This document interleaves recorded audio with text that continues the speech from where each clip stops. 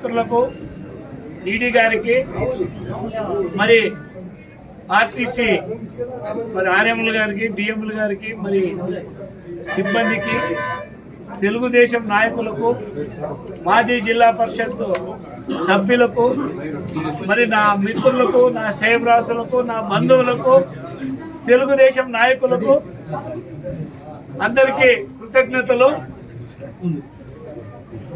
40 సంవత్సరాలుగా తెలుగుదేశం పార్టీలో ఒక సామాన్య కార్యకర్తగా నా ప్రయాణం మొదలైంది.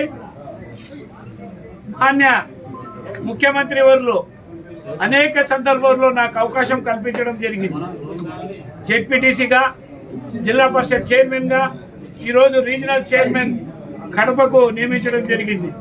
ఇది ఒక సామాన్యునికి తెలుగుదేశం పార్టీ ఇచ్చే ఒక అద్భుతమైన అవకాశం. సోషల్ ఇంజనీరింగ్ అంటే తెలుగుదేశం పార్టీలోనే మహానుభావుడు కీర్తిశేషులు నందమూరి ఎన్టీ రామారావు గారితో నుంచి నేటి వరకు తెలుగుదేశం పార్టీ అట్టడుగు వర్గాలు, బీసీలు, ఎస్సీలు, ఎస్టీలు అందరికీ రాజకీయ చైతన్యం ఇవ్వడమే, రాజ్యాధికారం కూడా ఇవ్వడం అయినదని ఈ సభముగా తెలియజేస్తున్నాను. మాన్య ముఖ్యమంత్రి వర్యులు నాకు ఈ అవకాశం ఇచ్చినందుకు మరి ఆర్టీసీ సిబ్బంది సహకారంతోనూ యంత్రాంగం సహకారంతోనూ ఈ కడప జోనును అభివృద్ధి చెందేదానికి సహాయ శక్తుల కృషి చేస్తాను.